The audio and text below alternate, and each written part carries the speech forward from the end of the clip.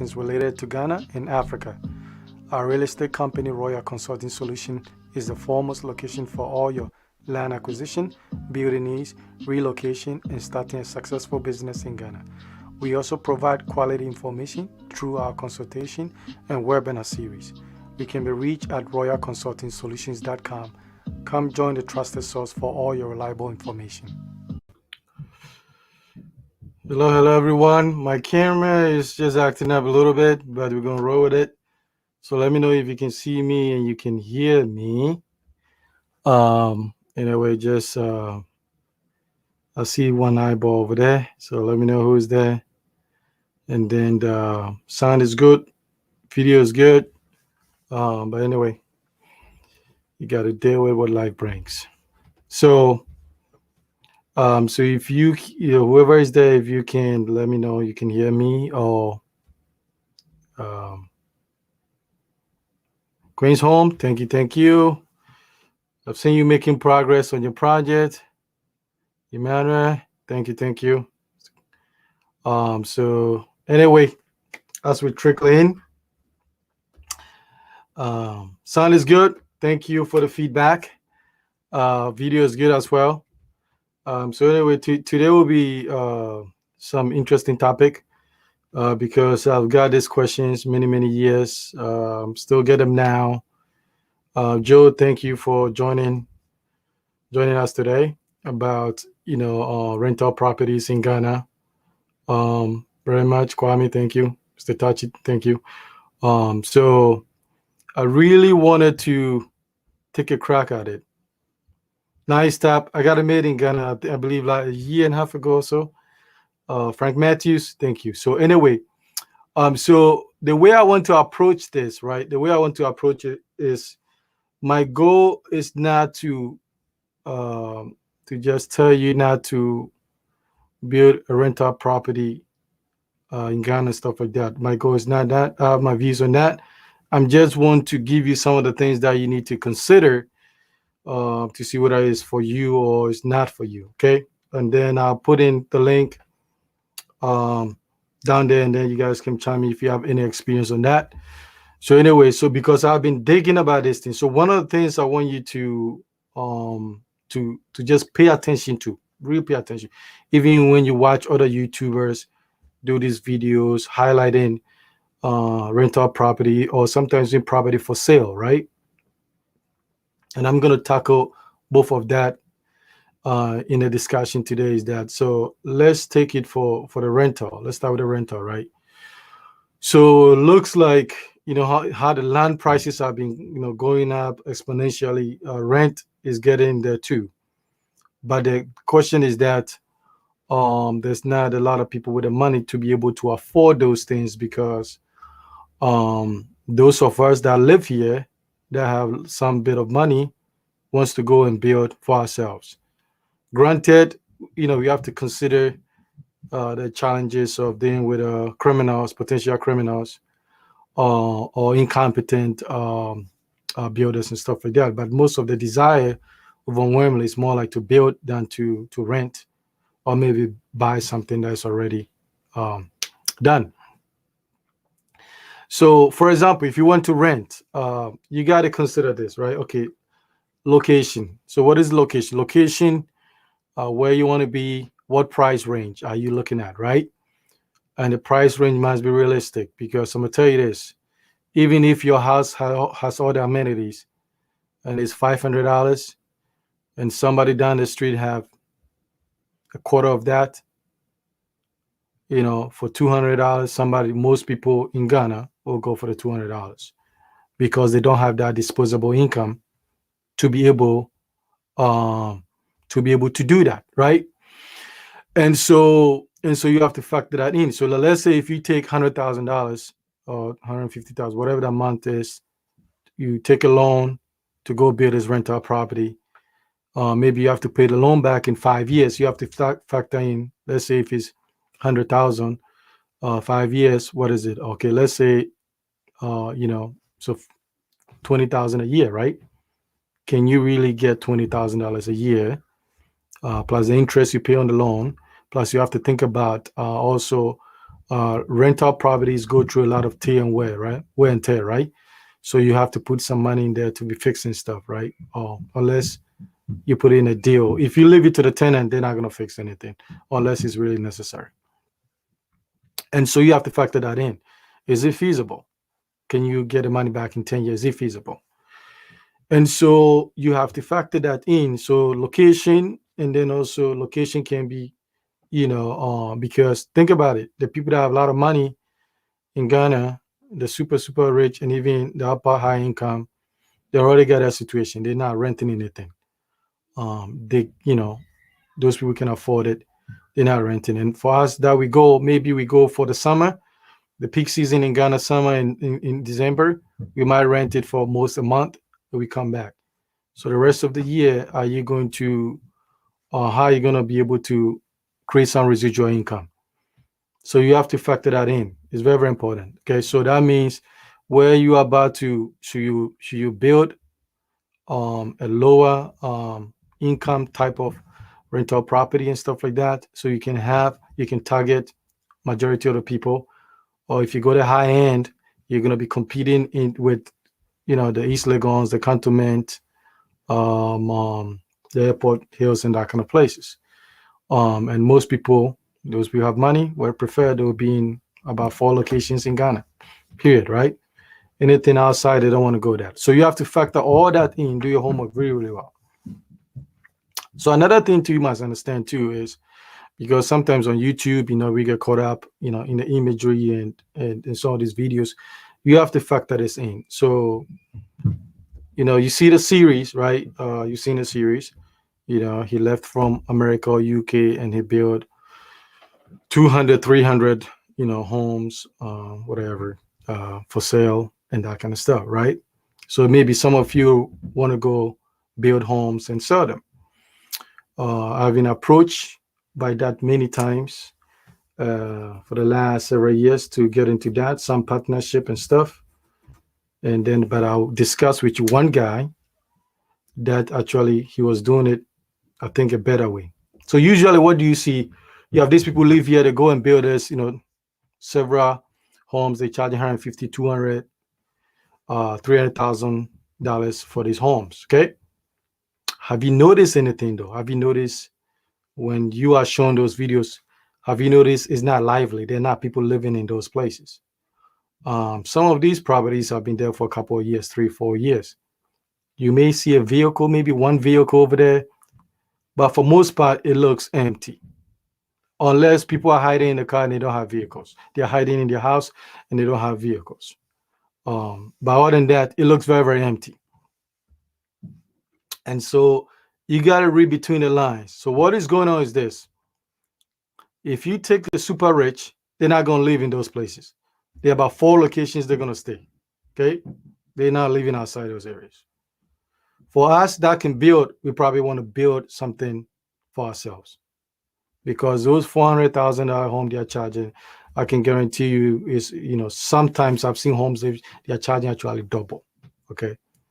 I kind of can gauge how much they put in there with a level of quality. So you have to think about these things, right? The rich don't want to live there. Middle class, it's funny. I'm gonna tell you this, right? In the US, about 50% of the people are considered middle class. Okay. That basically is talking about the spending power, how much you make. And middle class in California are different from middle class in Iowa because the cost of living is pretty high in California. But on average, about 52% of the people. I read an article. They said 46% of the people in Ghana are middle class. Right? I was shocked. I was like, no way. So read everything, not just the title. And then you gotta listen to this. This is what they are considering middle class in Ghana as of 2011, okay, by the African Development Bank, right? This is a gauge. If you spend more than $2 to $20 in Ghana a day, you are considered middle class. So 10 Ghana. So anybody that spends 10 Ghana a day is considered middle class, right? Now, you know that nobody in the world that spends $2 a day should be in a middle class. That is not even realistic, okay? Because that is like poverty line. So if you, let's again to real estate, you're bidding these houses and you want to sell for 100,000. Let's say even 100,000. The question is, how many people in Ghana can cough? That 100,000 is, we're talking about expendable income, right? How many people have that money? Because there's no job in Ghana legitimately that pays you $250,000 a year. Legitimately, there's no job. You have a business, you could make that, but a job. So if there's no job that you can make that money, and then most of us that could pay that money wants to build, and the rich don't want to live there, the house is going to sit. It's going to sit.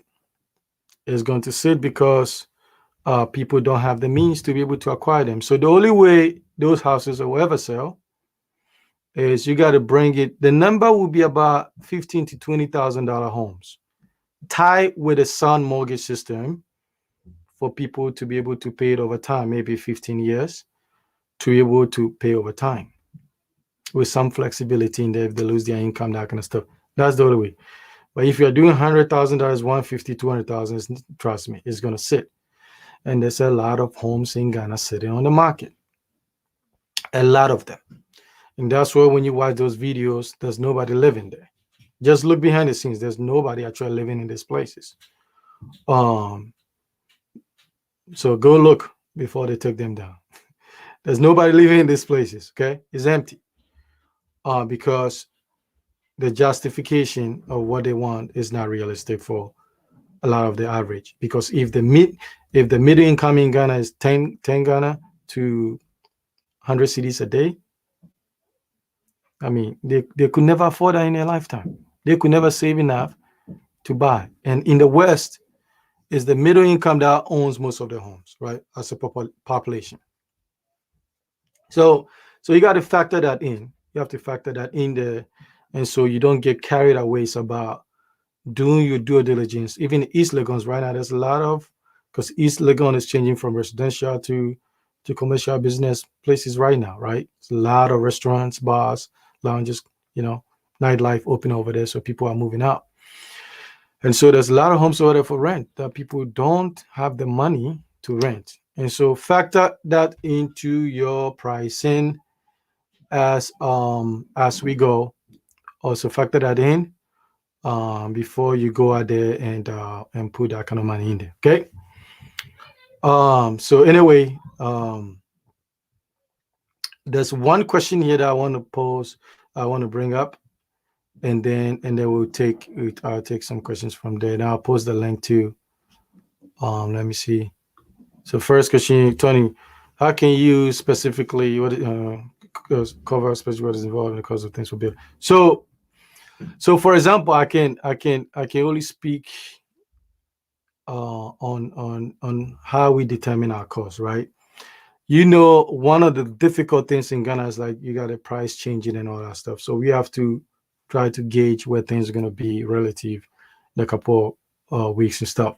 That's one. But also, we are charging primarily on two major things. One is the quality of service, quality of product, and then with some level of warranty to come and take care of things when things that we did, didn't work well, right? So you get in that.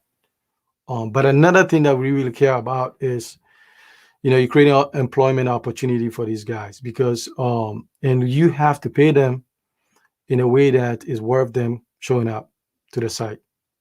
And we want to keep these guys off the streets. So we rather give them something to do for them to be able to make a living and, support their families and stuff like that. Because what I'm trying to avoid is these guys feel like, okay, if I show up at the site today, there's no point because I can only buy lunch and I'll cover my transportation. So I'd rather be on the street and trying to make the money one way or the other.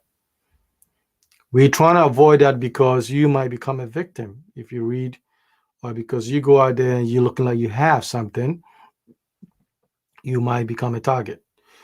And this thing happens because personally, I myself, I've gotten myself in certain situations that I could never show on YouTube. And so we understand that you have to really take care of this guy. So when we sign a contract and stuff like that, one of the things you are helping us do also to offer this employment and take care of these guys and stuff. So when we talk about building Africa and supporting our own and that kind of stuff, that goes into that. We actually believe in unemployment. We don't believe in give them nothing for free. Give them the opportunity to earn a living, increase his self dignity, get respect from the spouse because he's a man, he can support his obligations and stuff like that. So that goes a long way because other than that, there could be a problem. Unemployment is very high in Ghana. Don't make it political.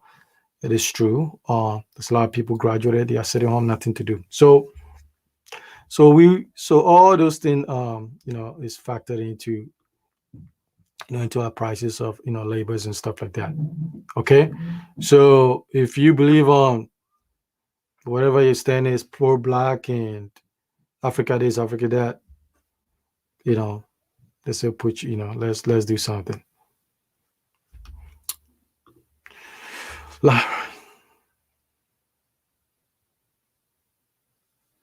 Yes, so good question, good question, good question. Very, very good question. For most places, like if you go here, when you have these multi-million dollar homes and stuff like that, usually is the view, or maybe the location, like maybe it's a downtown penthouse, that kind of stuff. It's the view. There is stuff to justify the price. In Ghana, it's like the infrastructure, like as you put here. You see, you can look at it this way. Um, what you find out in your average neighborhood, like your alleys and stuff like that, it is equivalent of exceptional road infrastructure in Ghana. And so if that's the standard, then anything else over there will be like average, right? So if you go to a place that is semi-paved, they can be charging those prices because compared to some place that is unpaved, right? So the value is not there when you look at the cost you are paying compared to what is it actually that you are paying for. The value is not there for these prices they are charging. So it's just that they are making up stuff. So I say, wait, go build your own. Go build your own. It'll be cheaper than that, and you get exactly what you want to eventually the price comes down a little bit. Okay. Yes. There's a realistic approach, and I also think, Kwame, you raise a good point. So here's the thing, right? Here's the thing. I think the people that promote these buildings for 200, $300,000, whatever. I think they don't have the data.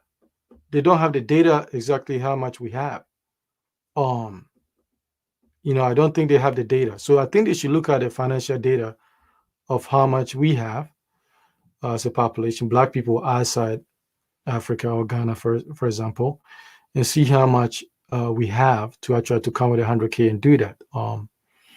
And it's like some have more, some have less, but it's still a stretch to come up without a lot of money in one time. So they don't. They make this assumption that and they are finding out that people are not buying them, so they're sitting down there.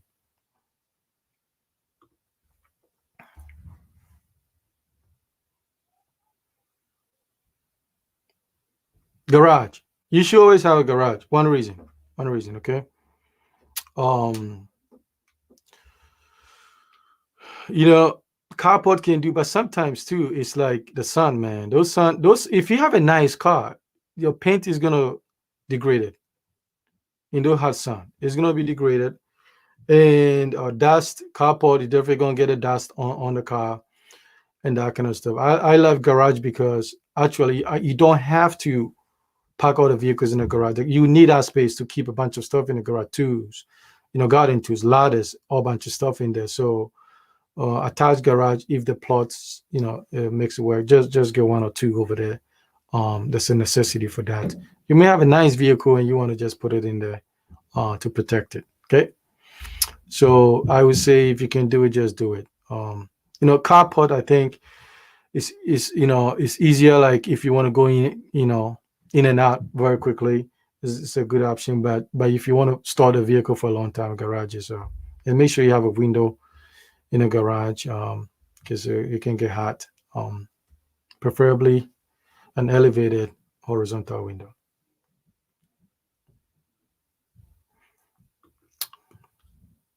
Yes, what a lady. Thanks for joining. So here's the link over there. You can comment. So you can throw some few questions over there, and then we can take it. Um, so that's the thing. It's about doing your homework. Uh,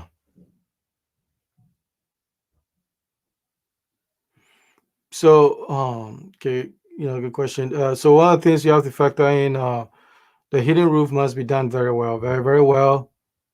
Not gonna give that secret up. It must be done really really well with a lot of things in there because you're gonna have problems in there. Okay, you're gonna have leakages and stuff like that. So yes, I know, yes, it's popular, it's coming up, but it has to be done. If it's done well, it's good. It will flow well with a modern, super modern type of home. But if it's not done well, you're gonna start having issues. I'm not gonna give my tips on how to do it well. Okay, so anyway, hopefully you are watching the building series videos that comes every Thursday. Watch it. I'm giving you a new flavor. Um, Still more things to come. And so just to pay attention, what are the options? Basically, when we build the things that we do, we put it in there because it's very important. We don't believe in cutting corners. We don't believe in that ever. We'll never do stuff like that. No, if that's mean that it doesn't work, we don't get a contract, fine. But we're not gonna be stretching materials, and no, we're not gonna do it. If we're gonna do it, we're gonna do quality. That's the only way we have chosen to do that. So and that comes with a price, but at least you have that peace of mind, and you don't have that issues. Okay, so just it's all about planning well, understanding what you want to do, where you want to build for your rental property. We can help you through consultation by visiting our website. um and so it's all about doing your homework. Our videos on YouTube are not enough, and so it's like you can visit us, and then we can look at it like something specific to what area you're looking at, what is the rental amount you're looking at, and all those things, because it's very important. Also too, also too is you have to factor in too. You just got to be investing, right?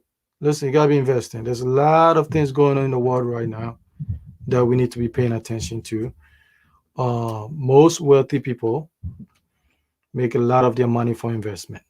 Okay, they make a lot of money from the investment, so we have to be doing that, and stuff like that. So you got to look at what is going on in the world, and try to um, grow your money exponentially and stuff like that.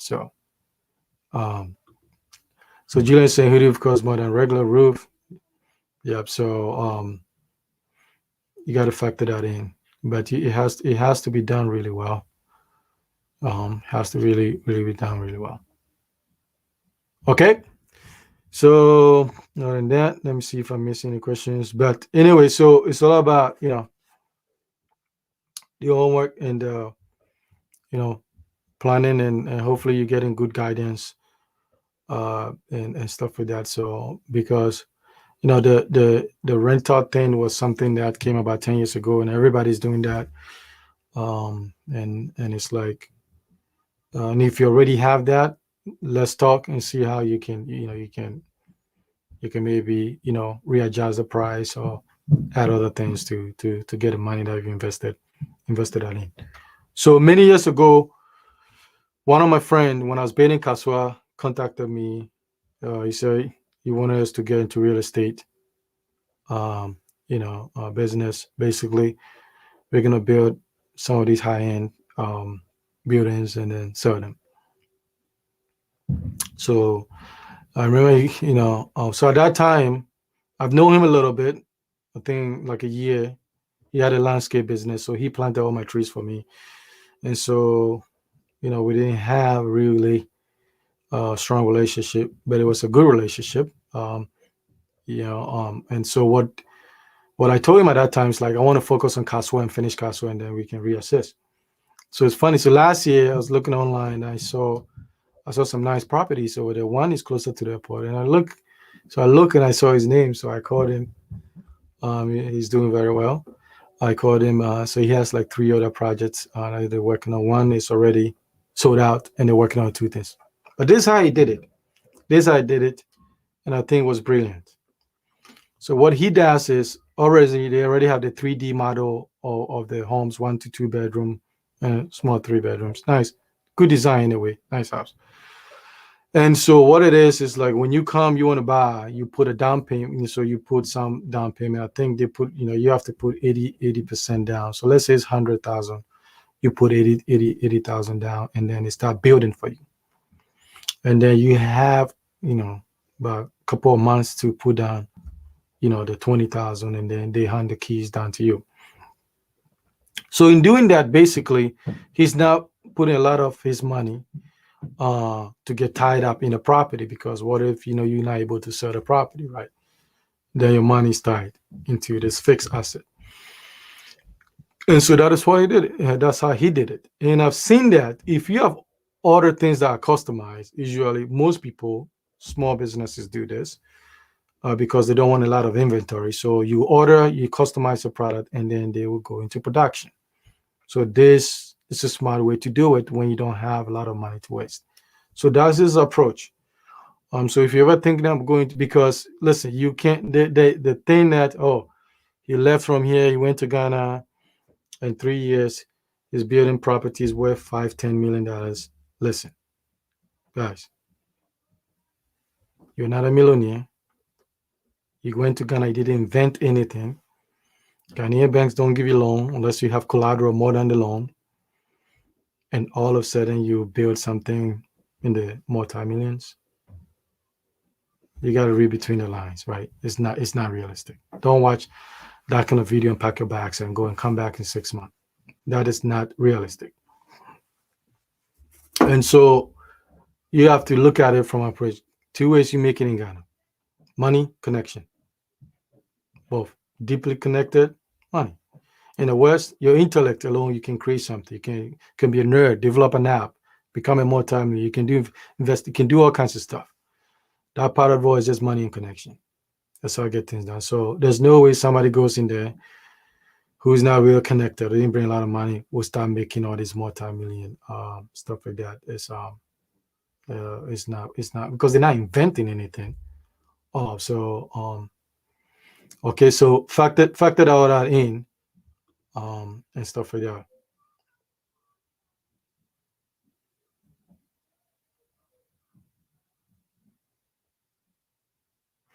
Well, there's a way. No, there's a way you can do it. So you can run. Let me put a question, but you can run the water to. Be careful you don't run through the walls, through the pipe, because sometimes it clogs. When it clogs, it's very difficult to figure out where it's clogging from. So just run along the house and stuff like that. So there's a way you can collect these water from there, but it has to be done with water that is going to have leakage, because there's so many ways for you to get leakages. So you have to be very, the person have to know what you're doing. So you may have to bring certain things from outside to help with making sure it's permanently impenetrable to water. Okay. All right. So if you don't have any questions, because I try not to get, we 30 minutes feels like forever anyway, maybe 5 more minutes. All right. So that's the thing, right? Do your homework. There's other ways to also invest in Ghana to make money, but the real estate is saturated. A lot of housing on the market. Nobody wants to rent them because they can't afford to.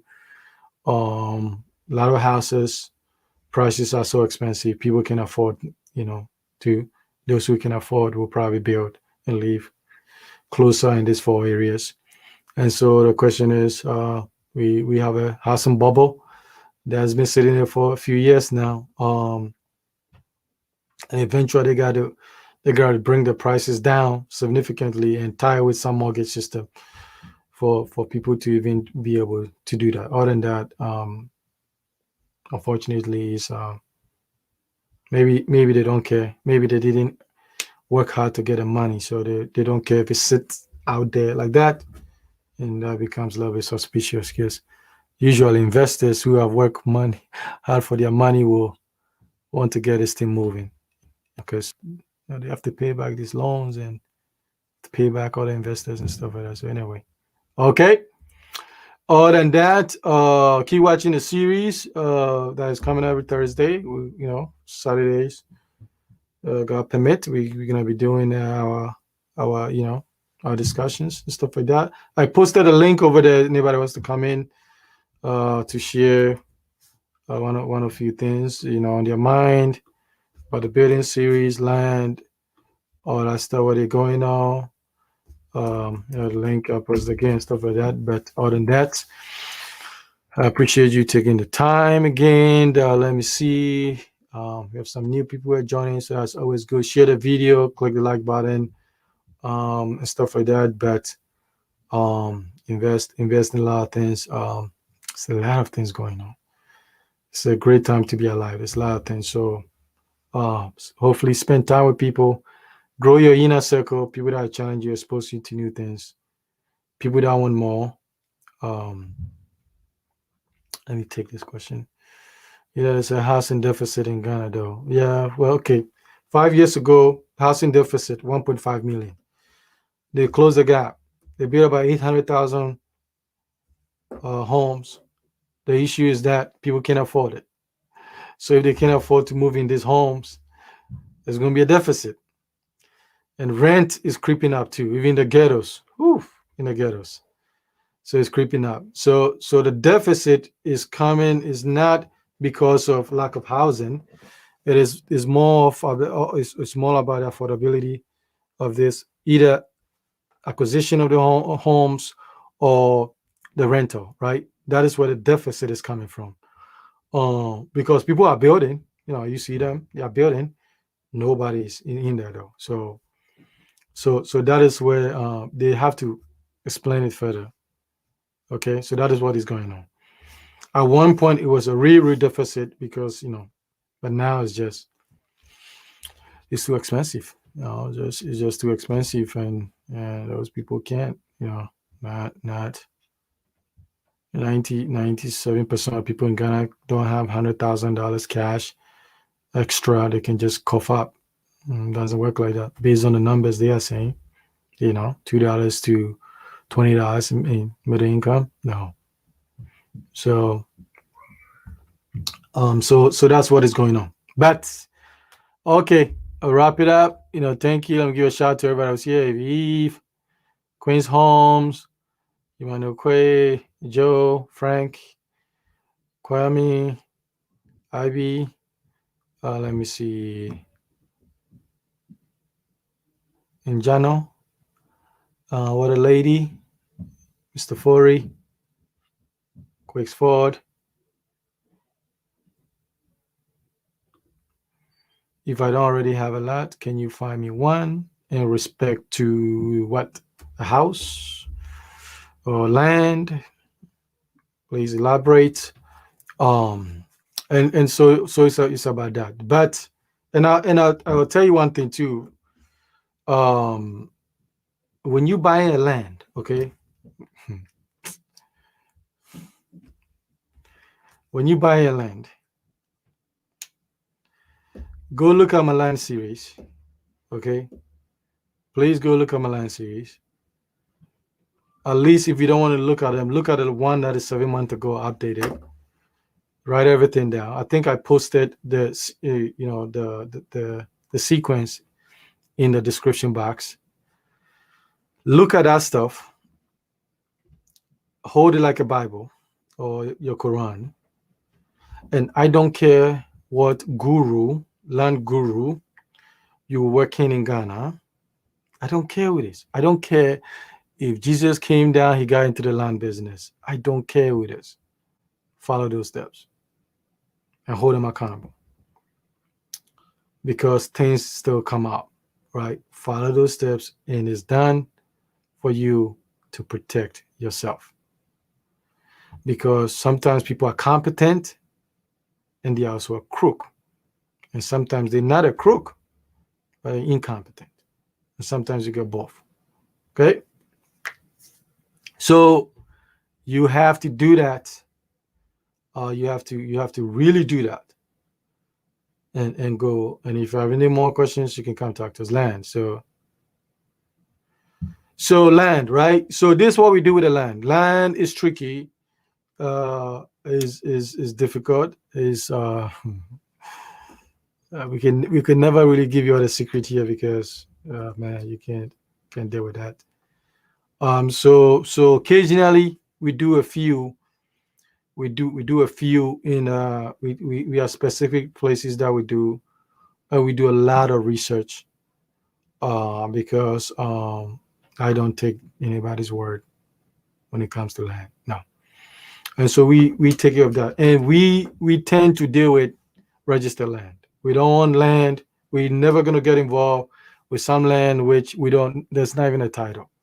Okay, we don't want to do that because then it can be for everyone. So it depends the location. So reach out to us, Mr. Foray.